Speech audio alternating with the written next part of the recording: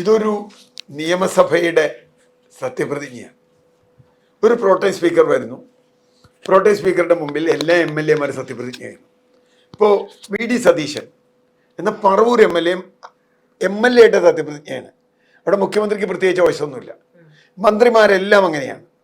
പ്രതിപക്ഷത്തും ഭരണപക്ഷത്തുമുള്ള 139 MLA മാരും ഒരേപോലെയാണ് സത്യപ്രതിജ്ഞ ചെയ്യുന്നത്. അവിടെ പ്രോട്ടേം സ്പീക്കർക്ക് ഒരു വ്യത്യാസമില്ല. ഇനി സ്പീക്കറെ തിരഞ്ഞെടുക്കുന്നത് വരെ പ്രോട്ടേം സ്പീക്കറാണ്.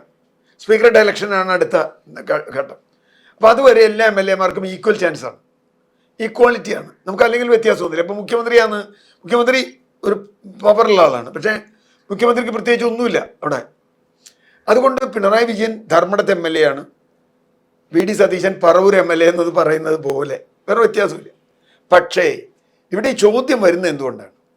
ചോദ്യം വരുന്നത് അടിസ്ഥാനപരമായി കമ്മ്യൂണിസ്റ്റ് പാർട്ടിക്ക് സംഭവിച്ചു എന്ന് നമ്മളൊക്കെ കുറെ കാലമായി പറയുന്ന ഒരു വലിയ തെറ്റിൻ്റെ അന്തിമ രൂപമാണ്. ഉദാഹരണം നോക്കൂ, പിണറായി വിജയൻ കമ്മ്യൂണിസ്റ്റ് പാർട്ടിയുടെ നേതാവാണ്. പിണറായി വിജയൻ CPM-ൻ്റെ ആദ്യത്തെ നേതാവല്ല. ഇതിനു മുമ്പ് ഇഷ്ടംപോലെ നേതാക്കന്മാരുണ്ടായിട്ടുണ്ട്. ഞാൻ എൻ്റെ ജീവിതത്തിൽ ഏറ്റവും ബഹുമാനിക്കുന്ന CPM നേതാവ് AKG ആയിരുന്നു. എനിക്ക് ഏറ്റവും ഇഷ്ടമുള്ള നേതാവ് AKG ആയിരുന്നു. ജനങ്ങളുടെ ജീവിതത്തിൽ സമരത്തിൽ പങ്കെടുക്കുകയും അദ്ദേഹം MP ആവും, വേറെ എന്തെങ്കിലുമൊക്കെ പ്രതിപക്ഷ നേതാവായിട്ടിരുന്നുണ്ട് പാർലമെൻറ്റിൽ. പക്ഷേ അദ്ദേഹം സാധാരണ ഒരു MP ആണ്. അദ്ദേഹത്തിന് വലിയ ജനസ്വാധീനമുണ്ട്. AKG വരുന്നു എന്ന് കേട്ടാൽ ആളുകൾ ഓടിക്കൂടോട്. അതിനോടൊപ്പം തന്നെ EMS ഉണ്ടായി.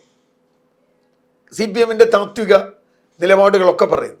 ഒരു കാലത്ത് EMS മുഖ്യമന്ത്രിയായി, പ്രതിപക്ഷ നേതാവായി, മുഖ്യമന്ത്രിയായി, വീണ്ടും പ്രതിപക്ഷ നേതാവായി ഒക്കെ സത്യപ്രതിജ്ഞ ചെയ്തിട്ടുണ്ട്. ഇവിടെ അദ്ദേഹത്തിന് മിക്കവാറും പ്രതിപക്ഷത്തുള്ള ഏതെങ്കിലും ഒരു MLA, ഒരു മറുപക്ഷത്തുള്ള MLA ആയിരിക്കും പ്രോട്ടേം സ്പീക്കർ.